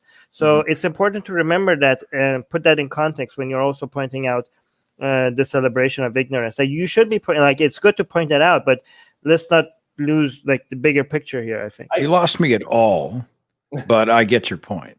I think I have a little bit of an answer to that. I think that right now, a lot of the US, a lot of the people who have actually perpetuated these technologies and all these advances, like the scientific community, the tech community, and all these, and they also tend to largely be liberal, is that they're suffering through a PTSD from 2016, and they don't want to be complacent again.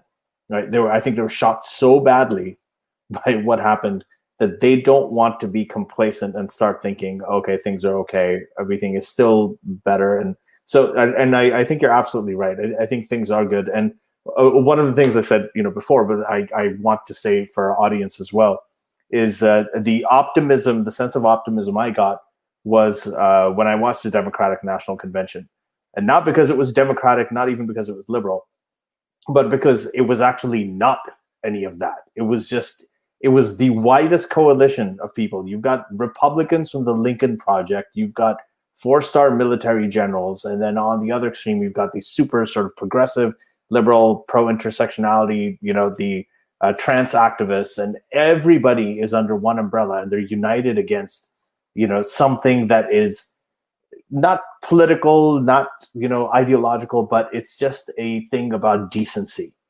Like, we are people, we disagree. And it made me think, like how we all used to think that the Republicans were evil, or this side is evil, or the one. It made me think that, okay, it's not all of these people they genuinely are decent people who are trying to do the right thing in their own minds, but we all just disagree. But everybody's on one side.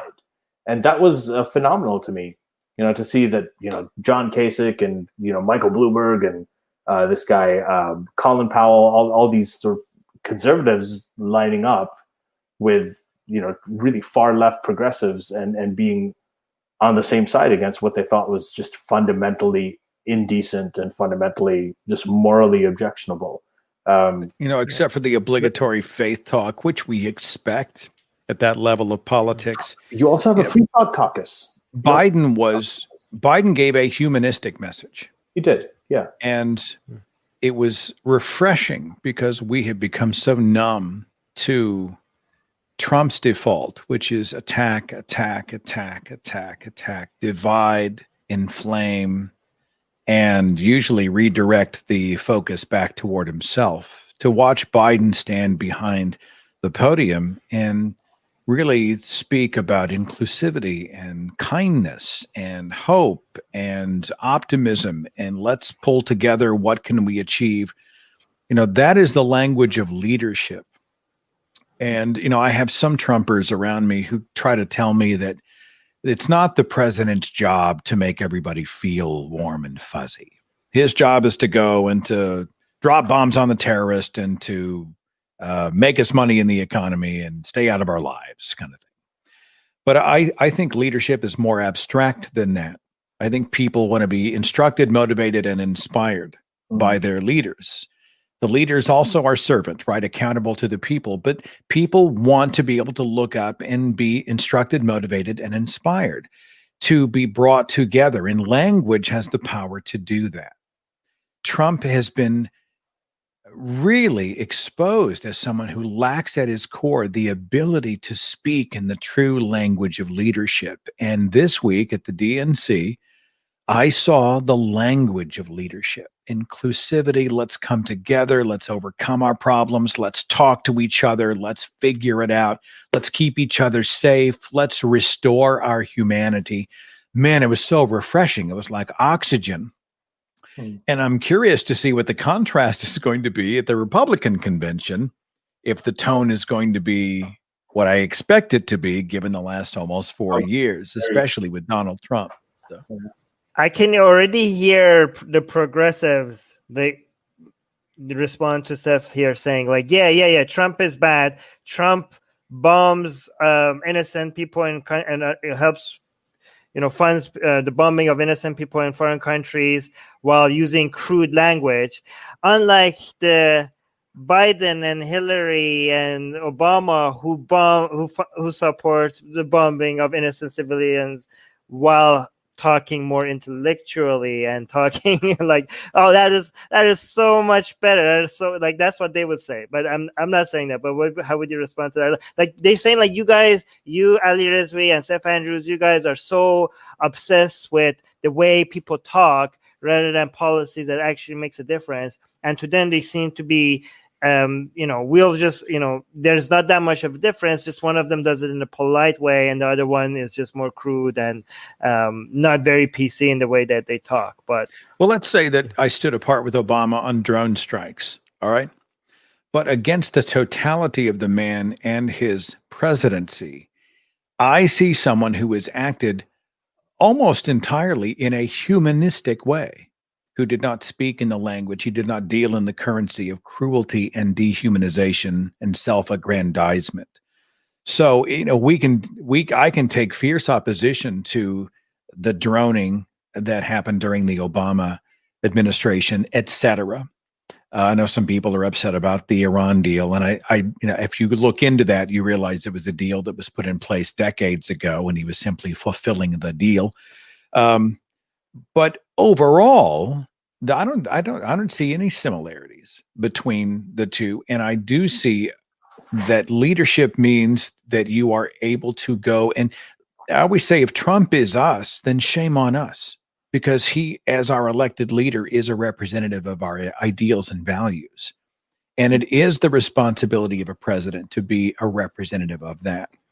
So are we defined by selfishness, self-aggrandizement, cruelty, predatory behavior, even sexually predatory behavior, cheating, lying, just stomping people into oblivion when they get in your way? Is that who we are? Well, Obama doesn't represent that. Biden doesn't represent that for me. And so it makes the choice much easier. Yeah, just to be clear, I wasn't saying anything like that. I think policy-wise, I'm just letting you know. I can hear some progressives say that. I don't know. I hear quite a bit of that. I hear it about, that they'll say, what did he accomplish and what has he done and how is he any better? But I just think it's a false equivalency argument. I don't think the history's ever seen anything like what we've seen in the last 3.5 years. This is a new deal. We got a reality show host who has no ability to do anything. He does not read. He's not a student of history. He's not a student of the world. He doesn't give a shit. Who is at the point position in the Oval Office, who's throwing 100 tweets and retweets out a day in the middle of a pandemic when he should be doing the job of the presidency. We've never seen anything like this. It's a total anomaly. He also talks about law and order, even though like virtually everybody he had is a convicted felon. Most recently now Bannon, Steve Bannon. Bannon. There's a surprise. What a slimy character that guy is. And it's just, his lawyer, Michael Cohen. There's like everybody. Well, we know that. Everybo's heard it on all the cable channels. It's criminal enterprise. Well, I think at the end of the day, I hold to. I think that Fox News and the Fox News culture has helped to fuel much of what's happening, and I don't mean that as a positive. They're part of the problem. And I think one of the ways to counter it, to go back to your earlier question, is to introduce the Fox Newsers to different ideas, because they're locked in a conduit. I don't think we walk in and brandish those ideas right off the bat. I think we're going to have to develop personal relationships with people before they will listen to us. Yeah. It's like atheism and religion. Ryan Cragen's a sociologist at the University of Tampa, and he was like, the number one determiner for minds being changed was changing someone's social circle. If I walk into a room and I'm like, I'm an atheist, the Christian, that's the first thing I say. They shut down, they're gone, I never see them again. But if they get to know me as a human being and they like me and then my atheism comes up in conversation, now I can't fit in a box. Now we're already talking. And when you begin to exchange ideas as human beings, that's when minds are changed. There's an anecdote in the book about a guy who, there's a documentary about him, his daughter produced, where he got locked into the outrage machine, and she essentially they turned off his right-wing radio shows and turned on some other shows. So he heard other ideas, and he began to sort of open his mind. And before you knew it, he was able to escape the cocoon. So I remain a speech guy. It's an imperfect solution, but I think we have to keep engaging the culture in order to be able to see the best ideas win the day. Yeah. Ali, we do need to get to the Patreon. I saw a lot of good questions coming from our patrons, so we do need to get to that. But I just want to, because Roof was asking for something more positive, I did want to mention that every time you see this whole QAnon, Trump supporting crazy conspiracies, just remember, like, if you're American, I would like, oh my God, I'm so like this. What happened? Just remember that United States is the country that took humanity to the moon. And it's still in year 2020, United States is still the country that is leading the world in science and technology. And it will probably remain there longer if you vote Trump out of office. Yeah, that is actually precisely why the Trump thing is such a big threat. And like, I get this all the time. It's like, you're totally focused on Trump, all the stuff I used to do before. And I don't think we can have everything that's happening. One of the reasons, we're used to authoritarian. If you have Trump-like figures out in Saudi Arabia or out in North Korea, that's something that we're used to. We don't like it. We always speak against it, but it's something we're used to. But when that happens in a country that actually really a lot of us look to as a, and I don't want to sound like nationalistic or anything here, but as a beacon of some of the Enlightenment values, then it becomes a big problem. It's like, if somebody commits a crime or commits a theft, then you go after them, that's okay. But when it's a judge or when it's somebody who's actually in charge of the law, it becomes a big issue. It's a much more serious problem. The U.S. happens to be, it just happens to be more consequential to the world, and that's why it's a problem. Yeah, actually, Ali makes a very good point, because it's not just science and technology. No country defends free speech and other Enlightenment values as aggressively as the United States does today, and it's a model for the rest of the world.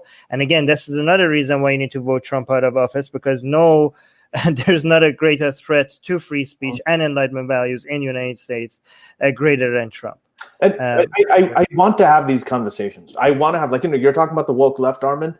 I do think that there's a problem with cancel culture. I think there is a problem with woke dogmatism.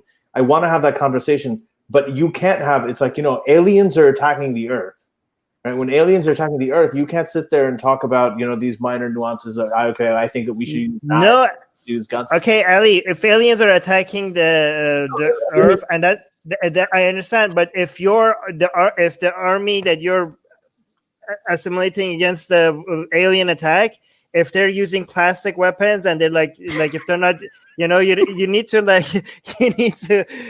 it's for the sake of the alien attack that you need to fix things at home. But Armin, the point I'm making is that you have to kind of come together. It's like minor. I'm not saying that they're minor issues, but the best way to really Trump, right, has legitimized the opposition, has strengthened the reason that the woke left and all of this leftist dogmatism has become so powerful, the extreme left has become so powerful, is because you have an extreme right authoritarian government. So more people are sympathizing it. They're getting more strength. It's harder to have conversations. We're ex-Muslims. We want to have ex-Muslim conversations. We talk about criticizing Islam and not demonizing Muslims. You talk about that now while Trump is talking about banning all Muslims from the US, and he's got Muslim bans and he's got all this other sort of anti-Muslim rhetoric. It becomes harder to have that conversation for ex-Muslims as well. It becomes harder to talk to liberals who are so consumed by this other threat that they have. I want this thing out of the way so we can get back to the conversations that we want. Yeah, I It's know. not. It's not an either or, though, Ali. Like the woke fuels Trump, and Trump fuels the woke. Anyways, we do need to get. I to get the Patreon vibe question. you guys have had a version of this conversation every week that you've been on the air together. You don't know the least. I of just it. get the vibe that this is territory that you guys are familiar with. Look, I have to disagree on a few things, and I write about this in the book. This country likes to believe it's the greatest, but in almost every major metric, we are not. We're not the most technologically advanced. We don't have the best healthcare. We don't have the best cost of living. We're not the least warlike or the most peaceful. We don't have the largest standing army. We are one of those, what we're good at. We are certainly a powerful and influential nation, but what we're really good at is national pride. In other words, we're number one at saying that we're number one.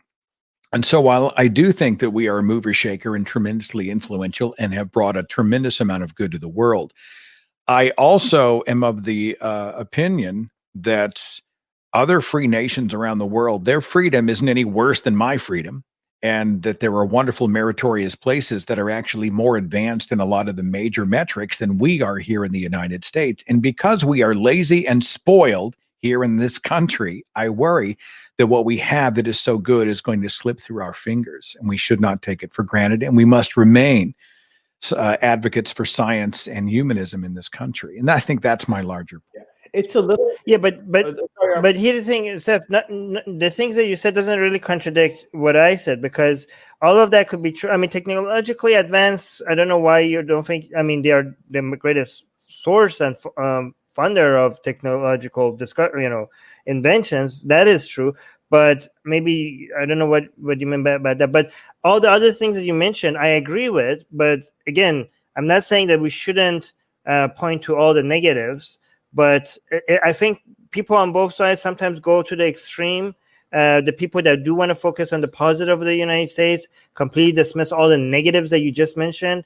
But I also see the problem on the other side. I mean, you just acknowledged a lot of the great things that came out of the United States, but there are a lot of people that do, like, when they want to focus on the negatives from the United States, they do not even acknowledge all the positives that you just you acknowledge. Like, I think that's I can see how you can get sucked into these discussions and they go on for an hour. Like we could probably talk about this all night. Okay, well, right. I totally take your point. Let's go to patrons. Since you guys had it, I just want to say one sort of example about why I think it's complicated. And I actually agree with you, Seth. I agree with Armin too on this. So I'm playing equivocator here. But for example, you said that the U.S. doesn't have the best healthcare system. Actually, the U.S. does have the best healthcare system, but it has the best healthcare in terms of quality, but it doesn't have the best system to get everybody access to it. So that's where it becomes complex. You have a lot of amazing things to offer, but the kind of system that you have doesn't give everybody access to it. So that's just one example of how there is a bit of an imbalance. So I'm with you on that. So you want to go on to patron questions? You have one more? Yeah, I highlighted this one by Ruth. Oh, okay, so Ruth Creations is saying, if their brains are different, she's talking about conservatives and liberals. If their brains are different, is there hope for crossing that divide? I'm getting so frustrated right now with the conversations I'm having.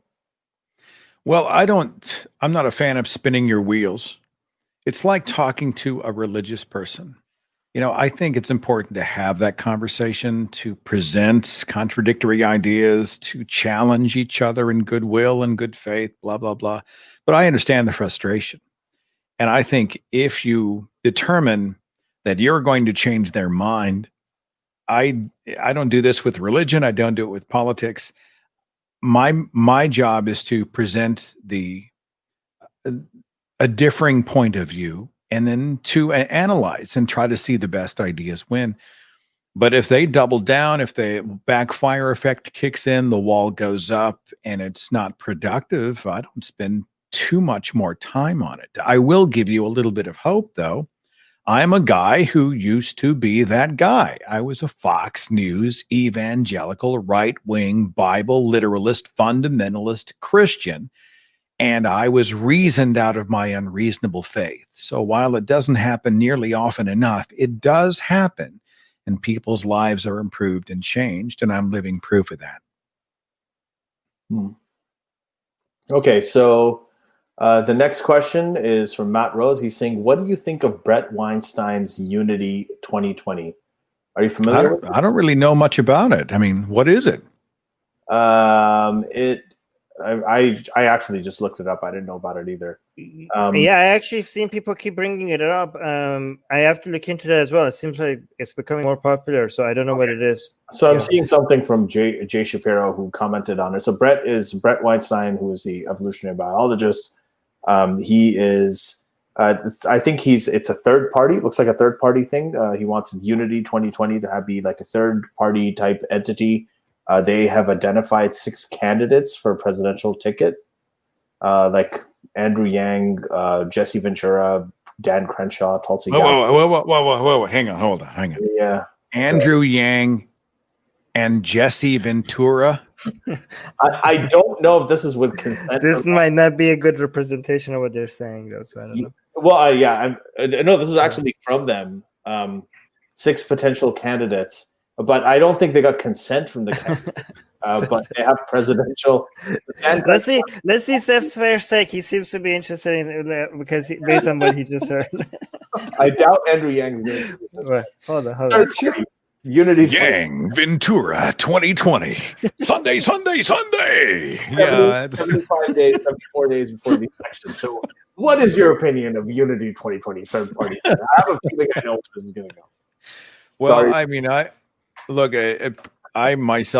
think at this late stage in the game, it's a 2-horse race, like it or hate it. I just think right now we're stopping the arterial spray that is the Trump administration. So I like Yang. I think that guy's crazy smart.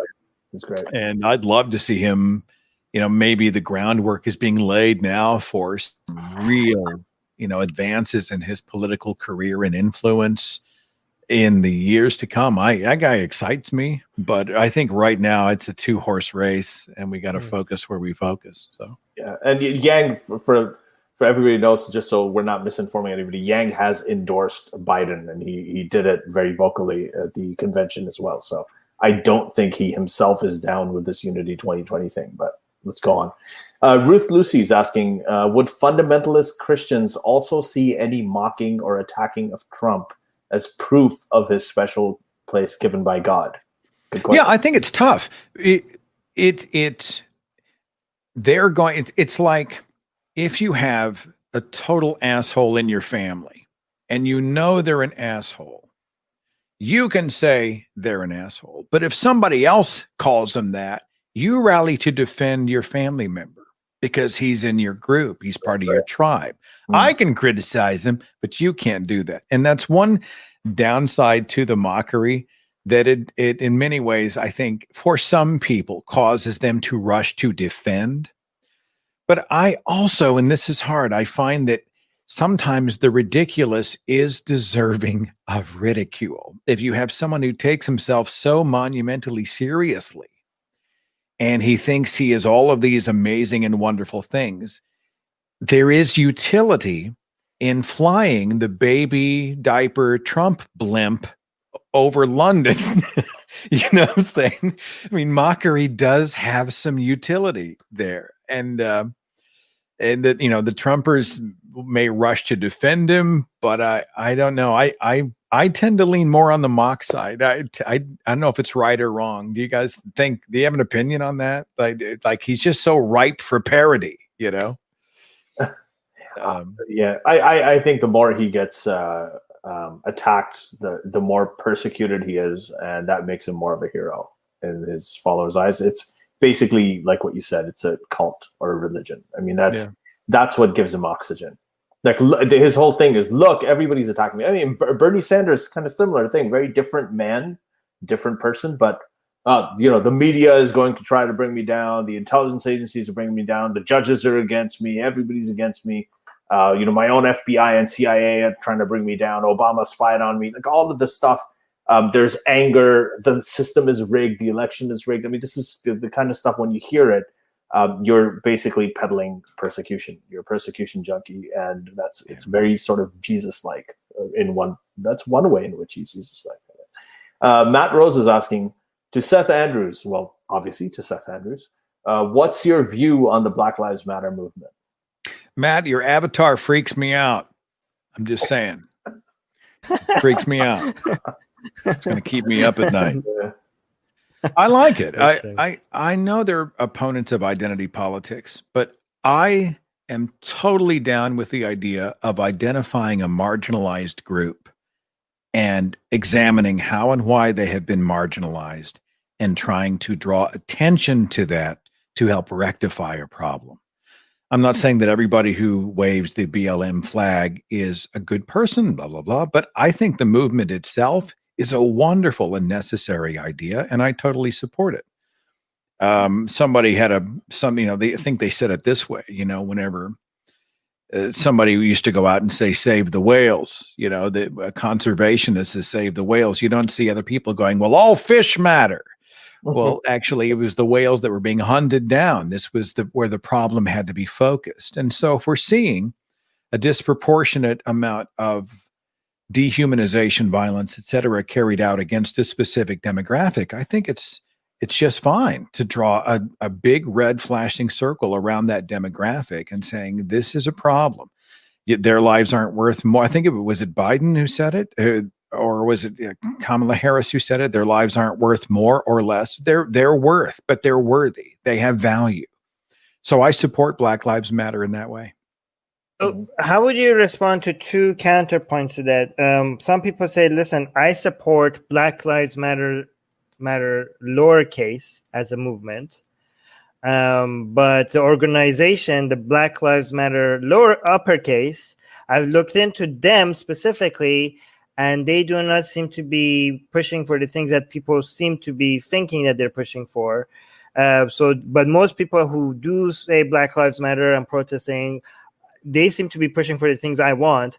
But this organization, this institution, and the founders of it, I'm not necessarily behind supporting them. So Black Lives Matter lowercase, yeah, I'm on board with that. But Black Lives Matter as an institution, as an organization, I'm not into supporting that. What do you say? That's the first one. What do you say to that? Well, some people, I think it comes down to a difference of philosophy. The founders of Black Lives Matter have Marxist leanings and have their anti-capitalist sentiments at play, because obviously if we live in a capitalist society that has been really dominated by white males until just a few decades ago, then they have seen that Black people have been marginalized by the system itself. And I think systemic racism is real. I think that they have been locked out by the specific system. Now, I'm not anti-capitalist, but I'm saying that I understand where those sentiments come from.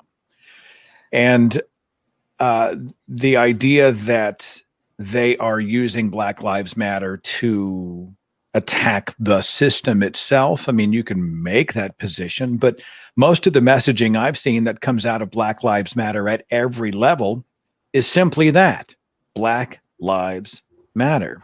And so lowercase, uppercase, I haven't seen anything that's caused me personal pause or injury. I think, the message itself at both levels remains a worthy one.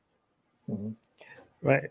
So, I mean, I could push back against that, but I want to go to the second and maybe actually the third one as well. What do you say to people who say that even the broader movement, not talking about the people in the organization, seem to be ignoring the place that the Black lives are being taken the most, right? Like if Black Lives Matter, why there's this strong avoidance of talking about the main source of Black people dying from violence, which is Black on Black crime. I understand that police brutality is a thing that needs to be addressed, but if you genuinely care about Black lives, the number of Black people that are being killed from Black on Black violence seems to be a lot more. And again, this is not a suggestion that this is something innate within Black people. This is because of socioeconomic factors and all that, and because of discrimination and blah, blah, blah, and everything. Yeah, all that. Given that all of that being the case, why is it that none of these Black lives movements seem to be wanting to address that as an issue? If they it seems like there's an agenda rather than genuinely caring about Black lives. What would you say to that? Well, I'm not a social scientist. I think there is an agenda. And I think the focus right now is, especially in the wake of George Floyd and those like him over the course of decades, the overreach of police power, deadly force used disproportionately against Black people. And I think that's where the conversation is focused right now. I don't think that I'm hearing that the other conversations don't matter or that they shouldn't be taken into account. They're not saying it doesn't matter. They're not saying it doesn't matter, but they don't seem to be wanting to touch it at all either. Like maybe their organization's name should not be Black. Maybe the movement should not be Black Lives Matter. Maybe it should be called "We're Against Police Brutality," something against police brutality against Black people. Because if you want to pretend that you're against if you were to pretend that you're for Black lives, you can't. It's not enough for you to just be like, "Oh yeah, you could go focus on that." No, you should be focusing on that if you're saying Black Lives Matter. I think it's injustice in all of its forms based on race is certainly something that should be part of the conversation. At this moment, because it is on the tip of everyone's tongue, and because we're talking about people who are given lethal force and the quote unquote authority to dispense that force as servants of the communities, I think right now their focus being on the systems and the law enforcement officers themselves. I don't begrudge them using the term Black Lives Matter in that way. And if this is the first step of many, then I think that's a good thing. Okay. Again, I think I don't have a catch-all solution, but I do think that right now the conversation is about the institutions of law enforcement, and I have no problem if they want to focus there for the moment until that problem is addressed, and then we can move on to the rest. Yeah. So I do have some other points that I wish I could bring up, but Ali wants to move on. No, we don't have a lot of time. We've taken a lot of time, Seth. But I do want to highlight this question, but one of our patrons already answered it. I just wanted to recommend people. So Ruth is asking, is there another episode where Seth shares his coming out to atheism story? And Lewis already answered that. Seth's first book is Deconverted. Ali, can you, when the public, this is just a Patreon version, but in the public version where the audio comes out, can you give me the link to both, not just this book, but also Deconvert? So guys, if you want to, it's actually a very interesting, fascinating story. There's also a YouTube speech that I gave that chronicles my story. I did it in Minneapolis a couple of years ago. It's Seth Andrews, From Religion to Reason. Seth, I was trying to get you to sell more books, but now you offered. I'm a shitty businessman. I'm a terrible businessman. But the important thing that gets out there, and I want to tell everybody why I'll never forget Deconverted, is because the way that I read Deconverted, the first time when I learned about it, is because Seth, you and I, both of our books had the same subtitle. Yeah. So Seth's book is called Deconverted, A Journey from Religion to Reason, and my book is called The Atheist Muslim, A Journey from Religion to Reason. And, I guess great minds think alike. That's what it is. It was this weird serendipitous convergence that happened there, and I love it. I love the fact that if somebody Googles our subtitles, that they'll see us both. We are brothers in that way. So we're bonded. So Matt is asking, how would Seth respond to Ayan's fears of Biden secretly bringing Sharia to America? I don't know if you follow this story, if you're aware of it. Yeah. Well, I'm a fan of Ayan Hirsi Ali. The book Infidel was tremendously inspiring. I so appreciate her work for women's rights all around the world. Having said that, what the fuck is she talking about? Yeah. Like, I'm sorry, what? I did not. I saw the Biden comments. I saw the context. I'm not making the connection that she made. I certainly don't see any sort of promotion or seeding of Sharia law into the United States. Am I missing something, guys? Am I missing something? No. Yeah. We pointed out that this was there are some legitimate concerns, I think, but I think this exaggeration, it's very similar, Seth, it's very similar to the problems I have with the woke cult. like racism and transphobia and homophobia and misogyny, these are real issues. And it's really hard for us to actually address these issues when some people go and exaggerate and see things and they find it where it doesn't exist. It's like these problems, when we attack the woke cult, it doesn't mean that these are not real problems that need to be addressed. The woke cult is distracting us from actually addressing these problems. So the same thing is very similar to Ian Hirsi-Ali's comment. I think the influence of Islam is a big deal in politics, and we need to fight back against it. But the same people won't ever admit that the influence of Christianity in U.S. politics is a lot bigger and a lot more harmful right now than Islam would ever become. They would never call that out because they're just so focused on Islam. I always tell people Islam is not a major threat in the United States. Islam is a major threat in Islamic countries. Yet I was critical of what Biden, mentioning that hadith. I was like, you shouldn't be, this is a very problematic hadith. You don't know what this means. You don't know what it promotes. And you shouldn't be reciting scripture anyways, whether it's Islamic or Christian, right? You're running for president, goddammit, right? So I wanted to call that out as bullshit. But when Ian comes out and like, he's enforcing Sharia law. Like, no, he's not. He's not. What the fuck are you talking about? He's not. Like, great. Now, like, I can't even address this issue that Biden is doing something because now I have to address your bullshit, because now people would dismiss the fact that that this is an issue because you're like, oh yeah, you're like fear mongering like Ian Hirsi-Ali. I'm like, yeah, you're right.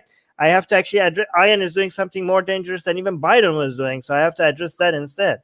This is the point. This is what I was trying to say about how, the reason I want all of this stuff just out of the way is so we can have these conversations again normally, the way that we need to prioritize. Well, it's not going to go out of the way, but it's going to help. I agree with that. No, it is going to, yeah, because at least once you have like something like this in power, then we can talk about all of these other issues, But anyway, Seth, I want to put, okay, there you go. I was going to tell you the highlight, the last comment. We're going to close with that. Mars is saying Seth's voice is the closest thing you'll hear to the voice of God. And you hear that all the time. There's a reason that you were a Christian talk radio host, and I'm sure a lot of your listeners actually were very, very tempted and maybe have given into that. You probably cause a lot of sin. People listening to your voice. Whatever. No, it's. I kind of came into the movement at a time when we kind of needed storytellers, to come from a communication background, and everybody's been really kind and generous and it's all I got. It's what I do. I flap my gums. I tell stories. I try to remind people they're not alone. It's okay, and that we're all in this together. And, I figure let's just keep on keeping on. But I appreciate you guys letting me come and play along. It's always a pleasure to hang with you, my brothers. It's an honor. And I really mean it. You've seen me effusively. I've been reading your book, and again, I'm not totally through it, but I do think that it's the best thing that you've written. Thank you. It's incredibly relevant for what we're doing right now. Well, I'm doing signed copies. If anybody wants some, you can go to Amazon if you want. I'm waiting on the audiobook any minute. It could be now, it could be 2 weeks from now. Audible's killing me. But you can go to sethandrews.com. And right there on the homepage is everything you'd need. So if you want an autographed copy, I'll sign one and send it to you. If you want just to get it off Amazon, that link is there. Just go to sethandrews.com. Thank you very much. The link's going to be in the description. Yeah. Get the signed copy, guys. Get the signed copy. That's Thank actually, link. Make sure, let's link to that instead of Amazon for the signed copy. Yeah. Okay. There you go. That's perfect. All right, guys. Thank you for coming on. Really, really appreciate it. I think it's great. I hope you go out and you talk to loads more people, and I hope that everybody reads your book. Seriously. Very kind. Thank you guys so much. Yeah. Thanks. The secular jihadists have been made possible thanks to the Illuminati and the covert support of Israel and the CIA. That's what we have been told, but we haven't received our checks yet. If you like what we do, please support us. Share the podcast with your friends. Write and tweet us with topic and guest suggestions. Or head over to secularjihadist.com and give $1 or more for exclusive access to live video. Have your questions read and answered on the air, and more. Till next time, may the flying spaghetti monster be with you.